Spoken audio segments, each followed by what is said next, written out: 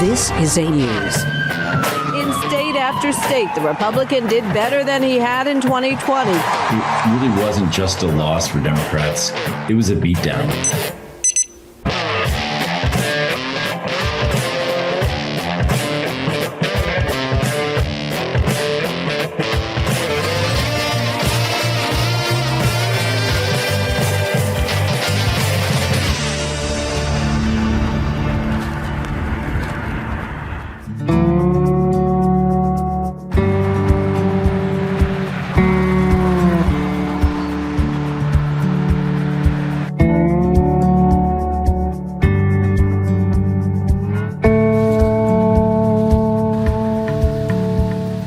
В Америке 26 городов называются Санкт-Петербург. Расположены они по всей стране, от американских Виргинских островов в Карибском море до Калифорнии и Аляски. Еще 3 города называются Санкт-Петербург. Самый известный, конечно, курортный Санкт-Петербург во Флориде, на берегу Мексиканского залива.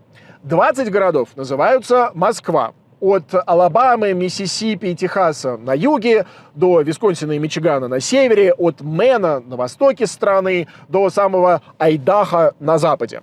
Что любопытно, не все имеют статус городов. Например, в Огайо так называется деревня, а также есть город-призрак. А многие вообще не имеют статуса города. Ну, в том смысле, например, что у них нет полиции или даже почтового отделения. Так что при желании совершить путешествие из Петербурга в Москву, в его американском варианте, можно через всю страну, увидев всю Америку. Мы же для этого проекта решили проехать по штатам рухнувшей синей стены. В том смысле, что это северные штаты, которые традиционно голосовали за демократов до 2016 года и снова 2024, когда они выбрали Трампа, гарантировав ему победу на выборах. Но этот проект не о политике, хотя о политике мы тоже будем говорить. Этот проект все-таки о людях, о том, чем они живут, как живут, во что верят и на что надеются.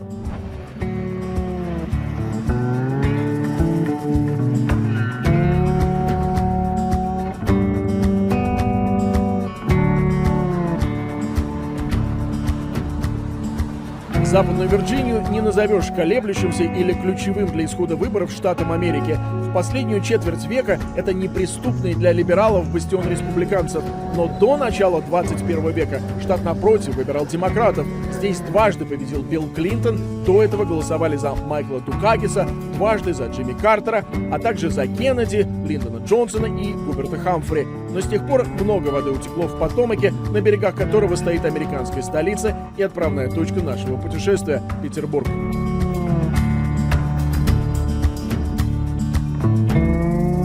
На берегу пустынных волн стоял он дом великих волн, и вдаль глядел пред ним широко, река неслась, бедный челн по ней стремился одиноко. Если помните, так в «Медном всаднике» Александр Пушкин представлял себе Петра I, стоящего на берегу Невы и мечтающего о будущей крепости и будущей столице империи – Санкт-Петербурге. Петерсбург здесь, в Западной Вирджинии, буквально в 2 часах езды от Вашингтона, кстати, не сильно младше своего имперского тезки в России. Тот был заложен в 1703 году, этот в 1745.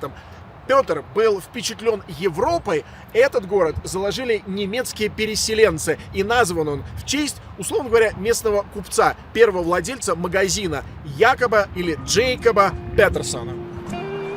Петербург – главный город или райцентр в постсоветской терминологии округа Гранд. По данным за 2023 год население почти 2300 человек. Основные работодатели – крупная окружная больница и госпиталь для ветеранов. Есть в этом Петербурге и свой Эрмитаж. Правда, это не собрание искусства, а отель, который сам по себе почти музей, ибо это самое старое здание города, а это его владелица. Меня зовут Карла Капози. Вместе с мужем мы владеем отелем «Эрмитаж» в центре города и другой недвижимостью в Петербурге и участвуем в жизни города. Отель Карла с мужем купили в самый, казалось бы, неподходящий момент – в августе 2021 года, в самый разгар пандемии коронавируса. Теперь она с гордостью проводит для нас экскурсии по отремонтированному Эрмитажу, остановиться в котором обойдется в $200-300 в высокий сезон и $100 в межсезонье. У меня есть фотографии, как все выглядело до ремонта, будто ничего не обновляли лет 50. Отель был в очень плохом состоянии. Мы в целом сохранили планировку. Снесли несколько стен, провели новую электропроводку и трубы, заново уложили полы, добавили кухни в каждую комнату. Было очень много работы. Большая часть интерьеров прежняя. Например, окна. Они оригинальные, нам нельзя было их менять. Оригинальные полы. Стены мы обновили, но в целом структура прежняя. Те же старые двери. Если пройтись по коридорам, то все историческое, как было изначально. Решение супругов купить отель, да еще и в разгар пандемии, многим друзьям и знакомым показалось рискованной бизнес-авантюрой. Не сказать, чтобы мы стремились купить отель. Это самое старое здание в Петербурге. Оно имеет большую историческую ценность и многое значит для города. Его выставили на продажу, и оно нуждалось в заботе и любви. В тот момент цены на строительные работы выросли до небес. И на все ушло намного больше времени, чем мы рассчитывали. Было много проблем. Но получилось красиво. Мы, правда, вложили в это сердце и душу.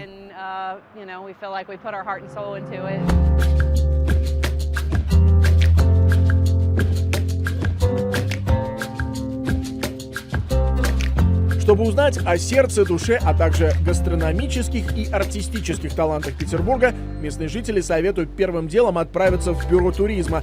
Такие центры информации для гостей региона есть на въезде во все американские штаты, округа и города. Рассказать о местных фруктовых винах, меде, закусках из копченого мяса, стекле ручной работы, творении художников и сувенирах, а заодно посоветовать, где остановиться, где съесть отличного барбекю и куда отправиться на рыбалку, готова Сара Мумау. Ее в городе называют послом доброй воли и промоутером Петербурга. Я люблю все в Петербурге. Я люблю его окрестности. Люблю быть в окружении леса, иметь возможность для отдыха. Здесь это доступно. И просто красоту этих мест. Если вдруг не задался день, достаточно отъехать на час на машине, и ты погружаешься в невероятную красоту природы. И я не преувеличиваю. Я поездила по миру и могу сравнивать. По статистике, Западная Вирджиния входит в десятку самых бедных штатов Америки. Расположенный в Апалачах регион когда-то был одним из главных в США по добыче угля, заготовке древесины и производству мебели, выпуску стали, обработке кожи. Но из былых драйверов в экономике осталась разве что лесозаготовка, а ставку теперь делают на туризм. Когда-то моему прапрадеду принадлежал кожевенный завод здесь, в Петербурге. Он его позже продал другой компании. Но все меняется. Я бы назвала это эволюцией. Многие сельские и провинциальные округа по всей стране постоянно меняются. Нам приходится адаптироваться, искать себя, постоянно меняться и учиться использовать это на общее благо. Мы стали невероятно привлекательным туристическим регионом. К нам легко добраться из Питтсбурга, Вашингтона, Балтимора и даже Нью-Йорка. Туристы приезжают со всего восточного побережья. По данным за 2023 год, туриндустрия принесла Западной Вирджинии 9 миллиардов долларов. Штат посетили 75 миллионов человек. И не было бы счастья Петербургу в последние годы, да глобальное несчастье помогло. Пандемия коронавируса обернула вспять отток жителей из Западной Вирджинии, спровоцировав миграцию из мегаполисов горожан и профессионалов, способных работать дистанционно. Для меня самой поразительно, как даже во время пандемии коронавируса никто не закрылся. Напротив, мы смогли развивать бизнес. Не знаю, много ли мест могут этим похвастаться. Наши бизнесмены проявили невероятную находчивость. Это просто невероятно. Нас буквально захлестнул поток людей, уезжавших из больших городов, вроде Нью-Йорка или Вашингтона. Наши рестораны сразу открыли окна выдачи заказов на вынос. Отели начали использовать ионизаторы и ультрафиолетовые лампы для стерилизации помещений. Мы постоянно работали и даже создали новые бизнесы во время ковида. Туристическое бюро само по себе пример эволюции и трансформации Петербурга. Раньше здесь был магазин при железнодорожном депо и станции. Теперь на первом этаже выставка-ярмарка достижений народного хозяйства Западной Вирджинии. На втором – на гранты и деньги меценатов. В конце 2024-го открыли арт-галерею и 3 персональных студии для художников. Меня зовут Дженни Нильсон. Я художница и инструктор по арт-терапии. Я работаю в арт-студии здесь, в Петербурге. Дженни Нильсон выросла в Петербурге, но как это случается с каждым из нас, после окончания школы в поисках вдохновения, знаний, новых горизонтов и знакомств уехала из провинции учиться на Большую Землю в Питтсбург, в соседней Пенсильвании, но с годами поняла, что ее сердце все-таки в родном Петербурге. Я по-прежнему живу на 2 города. Но, знаете, в какой-то момент я заскучала по ощущению сообщества, по красоте этих мест и вдохновению. Я начала понимать многое, чего не понимаешь подросткам. Я начала ценить ощущение маленького города, возможность поделиться своим опытом и знаниями и возможностью внести что-то в местную культуру. Мне кажется, здесь столько творческого потенциала, столько талантов. Здесь, конечно, сложнее найти связи и круг общения, потому что все так далеко друг от друга. И для нас это возможность заявить о себе, создать место, где художники и люди с разными талантами могут встречаться, где мы показываем их работы и помогаем наладить контакты. И вот об этом ощущении и вере в потенциал и будущее своего маленького города говорят все наши собеседницы, без оглядки на мнение об исходе последних выборов и политические взгляды. Кстати, о взглядах. Даже во второй половине 20 века, когда вся Западная Вирджиния голосовала за демократов, жители округа Грант последовательно выбирали республиканцев. Мы очень консервативны, это просто факт. Я помню, в какой-то момент про нас говорили, что мы самый республиканский регион к востоку от Миссисипи. Это, конечно, меняется с учетом миграции жителей, но в целом здесь консервативный округ. Для нас много значит церковь, вера и, например, дисциплина детей. Справедливости ради, по статистике, даже здесь, в округе Грант, стабильно около 10% жителей голосуют за демократов.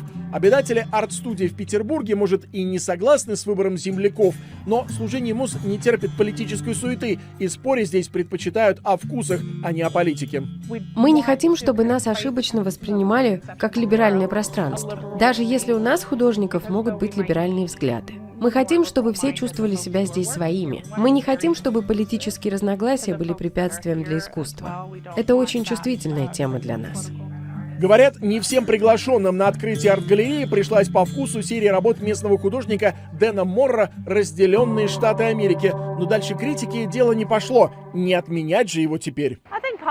Конечно, политика важна для людей, но мне кажется, в целом жители стараются хорошо относиться друг к другу, оставляя политику в стороне. К какой бы партии мы ни относились, мы все в одной лодке, мы все часть одного сообщества. Политическая монолитность Западной Вирджинии выносит штат за скобки стратегии партий. Не летят туда самолеты кандидатов и не едут агитационные поезда. При этом всего в паре часов на машине от Петербурга находится одна из главных арен предвыборных баталий и страстей в американской политике – штат Пенсильвания и его второй по величине город – Питтсбург.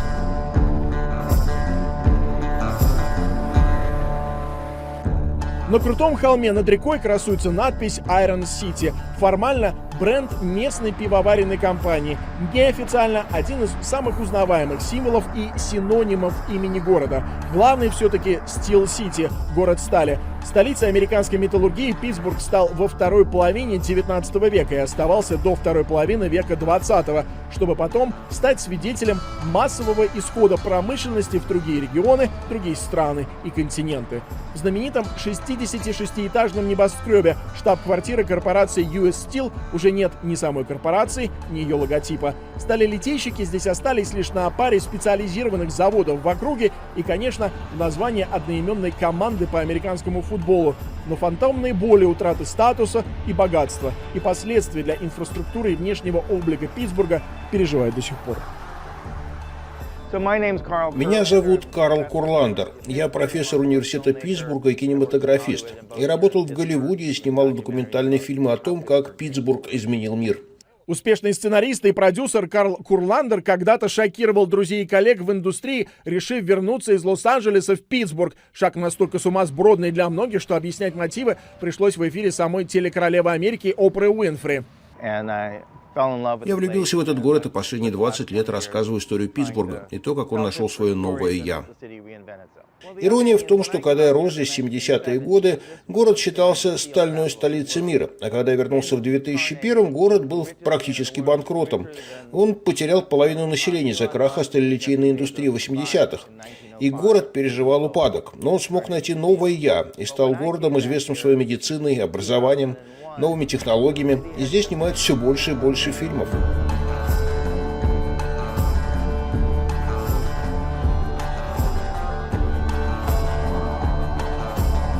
Узнать историю промышленного и научного прорыва в Питтсбурге, о которых с такой страстью говорит профессор Курландер, можно в Центре науки имени Карнеги. Речь, конечно, не о Дейле Карнеги, известном в мире авторе книг о личностном росте, а об Эндрю Карнеги, сталелитейном магнате и меценате, одном из богатейших людей Америки того времени. Он задолго до Билла Гейтса и современных миллиардеров пожертвовал большую часть состояния на благотворительность, от библиотек и университетов до одноименного фонда «За мир». Меня зовут Хоуп Гиллеспи. Я сотрудница Центра науки имени Карнеги. Наша миссия в том, чтобы связать прошлое и будущее науки. Мы рассказываем о прорывных технологиях, которыми так славится Питтсбург. Гиллеспи шутит, что ей сам Бог велел водить экскурсии по музею науки и рассказывать про роботов и космос. Имя Хоуп в переводе значит «надежда». Отец выбрал его в честь первой части «Звездных войн» «Новая надежда». Так что страсть к высоким технологиям у нее почти в ДНК. Наша выставка о Марсе – это исследование того, как могло бы выглядеть его освоение людьми. Она заставляет задуматься об экологической устойчивости и о том, как мы можем улучшить жизнь на Земле. А выставка «Миниатюрные железные дороги» – это отражение того, как выглядел Питтсбург в прошлом. У нас также была выставка под названием «Мир роботов», вдохновленная достижениями университета Карнеги-Меллон и университета Питтсбурга, в которой мы показали, как в научный мир и культуру Питтсбурга пришли программирование и математика, и это также связывает разные эпохи – в прошлом, настоящем и будущем Питтсбурга. Ведь роботы – пример высоких технологий, сделанные из стали.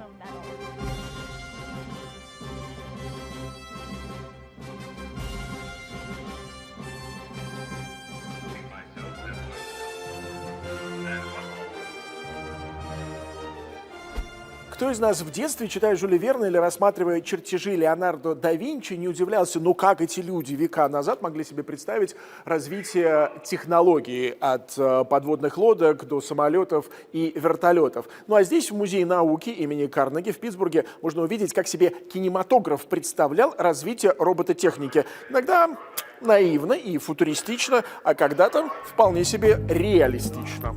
Для Хоуп Гиллеспи главный тут, конечно, робот-тандем из «Звездных войн» с C-3PO и R2-D2. Она, кстати, как и Карл Курландер, тоже сделала выбор в пользу Питтсбурга, закончив университет в Вашингтоне, побывав на раскопках в Израиле и Египте, пожив в Лондоне, вернулась в родной город. Есть что-то особенное в жителях Питтсбурга, где бы я ни оказалась. Если я встречала людей в форме команды Pittsburgh Steelers, я чувствовала родство с ними. По моим ощущениям, жители Питтсбурга отличаются удивительным сочетанием твердости духа, ума и стойкости, какой больше нигде не найти.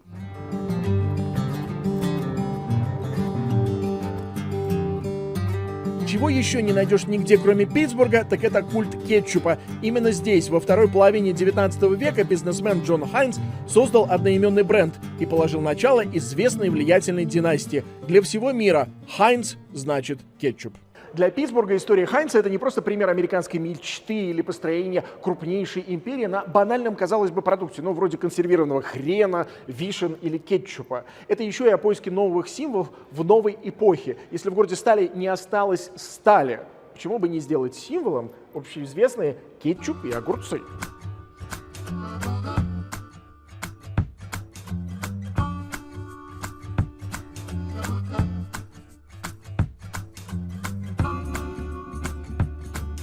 Политические вкусы жителей Питтсбурга в большинстве демократические. Последний раз республиканец, кандидат в президенты, побеждал в 1972 году. Это был Ричард Никсон. И это едва ли не последний синий бастион в Западной Пенсильвании, которая в последние 3 десятилетия становится все более консервативной. И дело не только в закрытии металлургических заводов, уверен профессор Курландер. Медиа и политики, которые раз в 4 года вдруг десантируются в Пенсильванию, не знают и не понимают проблемы чаяний местных жителей.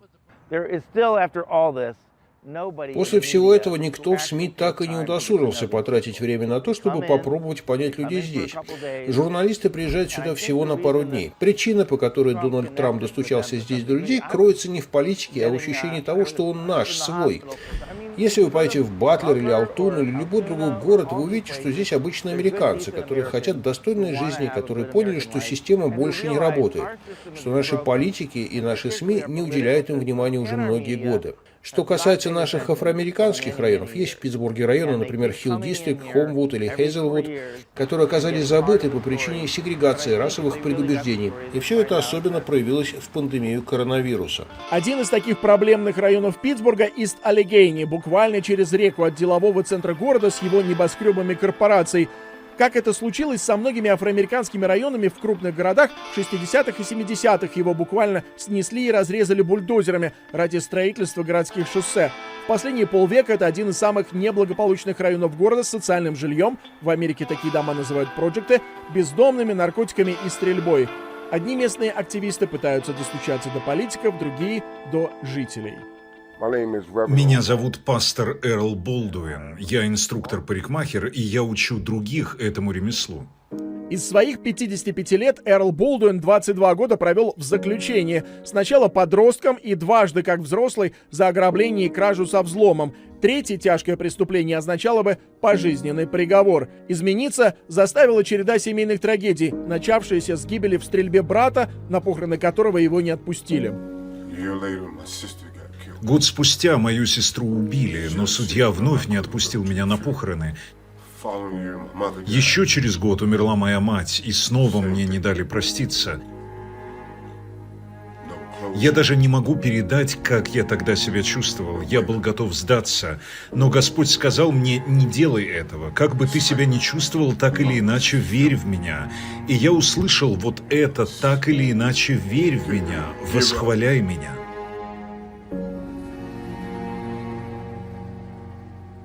Фраза «восхваляй Бога» на иврите, латыни и в церковнославянском звучит одинаково «Аллилуйя». Для Эрла это «восхваляй меня так или иначе» или «Аллилуйя anyhow» стало девизом новой жизни. В тюрьме он тренировал спортивные команды под таким же названием, потом научился мастерству стрижки и даже получил официальную лицензию на работу, а после освобождения начал зарабатывать этим на жизнь. Но главное для него – он готов учить подростков района ремеслу и профессии, все, чтобы увлечь их с улицы. Моя цель – помочь таким, как я, кому никто другой не помог. Я парикмахер, который учит своему ремеслу в своем комьюнити. Если бы 22 года назад кто-то взял меня под опеку, научил профессии, мне не пришлось бы проходить через все, что я прошел. Я не могу спать, зная, что где-то есть молодой парень, которому нужна профессия, нужна помощь, нужно выговориться. Вот зачем я все это делаю. Потому что никто не должен проходить через такое. Я хочу принести спокойствие в мой район. Потому что молодые черные ребята не могут справиться с ежедневными проблемами. Они не знают, что делать после школы. Им не хватает образования. Что мы можем сделать для них? Мы должны им помочь. Парикмахер-проповедник открыто говорит о проблеме, о которой в Америке во всеуслышании говорить не принято, о насилии с применением оружия в среде афроамериканцев и тенденции выяснять отношения стрельбой. СМИ и политики избегают этой темы из-за опасений быть обвиненными в расизме и создании негативного образа афроамериканцев. Очевидно, что у нас есть проблема, которую нужно решать, даже если свистят пули. Как это сделать? Я, например, могу поговорить с другим парикмахером на другом конце города. Вот у меня в кресле сидит условный Рон с пистолетом за поясом, и он ищет условного Майка, который в этот момент сидит злой со стволом у моего знакомого парикмахера. И мы можем стать посредниками, помочь разрядить ситуацию. Потому мы, парикмахеры, можем выслушать этих молодых парней, понять, понять их мысли, помочь найти путь в хаосе событий, справиться с их ежедневными проблемами. При этом сам Болдуин к политикам относится скептически, ибо уверен, что те не понимают проблем рядовых афроамериканцев, а вспоминают про них только когда наступает очередной предвыборный сезон. Поэтому в борьбе за будущее родного района и местной молодежи полагается на себя. Если я умою руки, сложу вещи и просто уйду, кому от этого станет лучше? Что изменится? Я здесь ради детей. Это сродни труду фермера. Ты вырываешь сорняки, пропалываешь, удаляешь то, что мертво, и помогаешь расти остальным, более сильным. Если не делать этого, то потеряешь все посаженное. В арсенале Болдуина лишь собственные руки, ножницы, машинка для стрижки волос и сила убеждения. Про него написали множество статей и сюжетов. Он был участником пресс-конференции с губернатором Пенсильвании демократом Шапиро об ускорении выдачи разрешений и лицензий для малого бизнеса. Провели ее, кстати, в одном из местных барбершопов. Они вообще в последние годы становятся местом притяжения для политиков, желающих получить голоса афроамериканцев. Во время последней предвыборной кампании Дональд Трамп нагрянул в барбершоп в нью-йоркском Бронксе, а Камала Харрис в Филадельфии, что, впрочем, ей не помогло. Либеральная Филадельфия, конечно, проголосовала за кандидата-демократа, но Пенсильвания в целом, как это уже случалось в 2016 году, снова выбрала Трампа. И произошло это, возможно, из-за события, которое случилось менее чем в часе езды от Питтсбурга, в городке Батлер.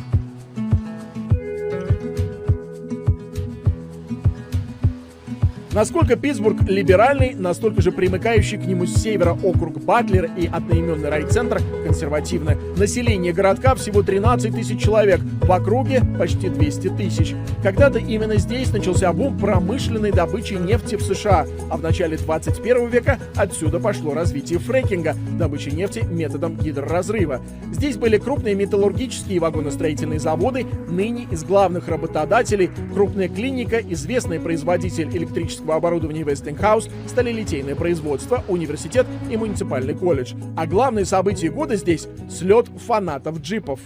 Одна из главных страниц в истории Батлера связана с тем фактом, что здесь в 1940 году компания Батнам, местная компания, создала первый джип, в смысле по заказу Пентагона, военную машину для перевозки пехоты и транспортировки грузов. Увы, Батнам не получил основной контракт, он достался Форду, но тем не менее это факт, которым гордятся местные жители. Но всемирную известность и отдельную страницу в истории Америки Батлер получил в июле 2024 года.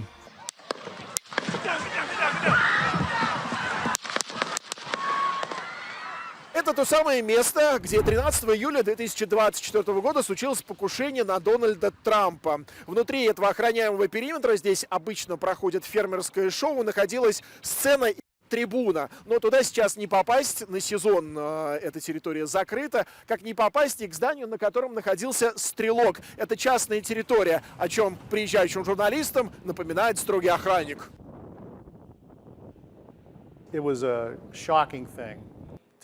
Это был шок, что такое могло случиться в нашем городе. Я обычно говорю, что Батлер — это печально знаменитый, но восторжествовавший город. Печально знаменитый из-за покушения на президента, но это не имеет ничего общего с городом. К тому же я всегда обращаю внимание, как повели себя люди на том митинге. Никто не запаниковал, не устроил давку, в которой погибли бы сотни. Все остались на местах, пригнулись, но потом встали и подняли кулаки в знак стойкости. —